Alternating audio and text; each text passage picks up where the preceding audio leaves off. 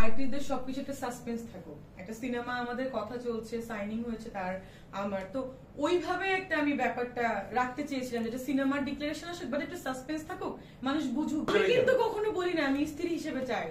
আমাকে কিন্তু জার্নালিস্টরা প্রশ্ন করেছিলেন যে যখন ফুটবল টুর্নামেন্ট ছিল, আপনি কিনা, আপনি ডক্টর, আপনি বিদেশে পড়াশোনা করছেন, এখন ইউকে তে থাকেন, এখানে থাকেন, আমার তো মনে হচ্ছে আপনি কিনা, কারণ আপনি আবার ইতালির ভেনিসে আপনি বিয়ে করতে চান, সাকিবও চায়, এভাবে আমাকে একটা মানে মারপ্যাচের মধ্যে ফেলে দিচ্ছে।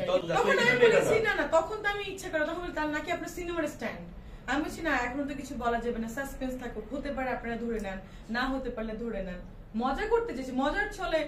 আমি তো বলেছি যে আমি তো হতে যাচ্ছি, কোনো প্রমাণ তো না, আমি কি কখনো বলেছি যে আমি তার বউ হতে যাচ্ছি? আমি তো কখনো বলি না, এখনো পর্যন্ত আমি বলছি না তার বউ হতে চাচ্ছি, বা সে আমাকে অফার দিয়েছে। একটা সাসপেন্স, এটা সাসপেন্স থাকুক। নরমাল মানুষ তো দেখেন আর্টিস্টদের সবকিছুই চায়, অনেক কিছু। এটা নরমাল মানুষ দেখে যে আমরা একটা ওয়াচও যদি পরি কম দামি, তারা ভাবে যে এটা মনে মেইন ব্র্যান্ড, এত টাকা দিয়ে কিনেছে, এটা নরমাল ড্রেস পরলেও ভাবে ব্র্যান্ডেড ড্রেস। সো সাসপেন্স তো নরমাল মানুষ চায় যে আর্টিস্টদের একটু সবকিছু টুইস্ট, সাসপেন্স, কিউরিওসিটি থাকতে, তো ওখান থেকেই বলা। দেখেন আর্টিস্টদের থেকেও কিন্তু নরমাল অনেক পার্সন আছে আপনার করতে, কি যেন বলে, অনেক বড় লোক, অনেক বিলিনিয়ার্স, তাদের কিন্তু কোনো কিছু নিউজে আসে না, কিন্তু আর্টিস্টরা যাই করে এটাই কিন্তু নিউজে আসে। ব্যাপারটা ওখানে রেট বেড়েছে বা আমার রেট বেড়েছে, হোয়াট এভার, কারণ আমরা আর্টিস্ট, আমরা কাজ করি, আমাদের সম্মান হিসেবে একটা টাকা রাখা হয়, অবশ্যই বেড়েছে। দেখেন আমার স্যাটারডেতে আমার একটা শোরুম লঞ্চিং, নরসিংদীতে আমি যাচ্ছি, তারপরে আমার 23 তারিখে ইউকেতে একটা শো আছে, আমার 20 তারিখে দুবাইতে আমার একটা শো, এবার হচ্ছে 28 তারিখে কানাডাতে আমার একটা শো, আমার দুটো ডিরেক্টর অলরেডি আমার সাথে সাইনিং করবে, কালকে আমার সাইনিং করার কথা, আরো একটা শোরুম লঞ্চিং এর কথা চলছে। আমার তো মানে আমি জানি না, আলোচনাকে কেন্দ্র করে আপনি কাজগুলো পাচ্ছেন, হতে পারে, অবশ্যই তাই, কারণ অবশ্যই ভাইরাল হয়েছি বলেই পাচ্ছি, আলোচনা হচ্ছে। আর আলোচনাভাবে আপনি এগুলো করেছেন? নো নো নো, আমি কিন্তু ইচ্ছাকৃতভাবে ভাইরালটা উপভোগ করছেন। হ্যাঁ আমি উপভোগ করছি, সবকিছু আমি আসলে উপভোগ করি, এটা উপভোগ করছি। কেন, খারাপ সময় যেমন মানুষের উপভোগ করা উচিত, ভালো সময় কিন্তু মানুষের উপভোগ করা উচিত, ভালো খারাপ মিলাই কিন্তু মানুষের জীবন। তার মানে আপনি বলতে চাচ্ছেন ভাইরাল হওয়ার কিছু সুফল আছে, এটা কি সেই সুফল?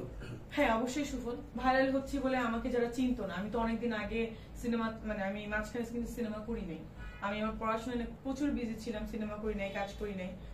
18 সালের পর থেকে ওইভাবে আমি কিন্তু কাজ করি নাই। সো 19 সালে লাস্ট ছবি রিলিজ হলো, পরে তার একটা হলো, ওটা বাদ। 19 সালের পর ওইভাবে ডাকডোল বিজে কিন্তু আমি কাজ করি নাই। তো ভাইরাল হওয়ার কারণে যারা মনে করেন আমাকে চিনতো না, আবারও আমাকে চিনেছে, আমি মনে করি অনেকটা চেঞ্জ হয়ে এসেছি, তারা দেখেছে এখন কেমন দেখতে বা এখন কেমন অভিনয় করতে পারি, তারা আমাকে নিয়ে এখন এক্সপেরিমেন্ট করবে, এটা কিন্তু ভালো। কিন্তু খারাপ হচ্ছে, আমার একটা দুঃখ লাগে যে দেখেন আমি যে কথাগুলো বলিনি, আমাদের যারা কলিগ আছে, কো আর্টিস্ট আছে, আমাদের ভাই বোনেরা না বুঝে আমাকে নিয়ে স্ট্যাটাস দিচ্ছে বা না বুঝে আমাকে নিয়ে একটা কথা বলছে, এটা কিন্তু অতিশয় দুঃখজনক। আমি কিন্তু কখনো কাউকে মানে রেসপেক্ট ছাড়া কথা বলি না, ডিসঅনার করে কথা বলি। এটা কি তাহলে ভাইরাল হওয়ার কুফল?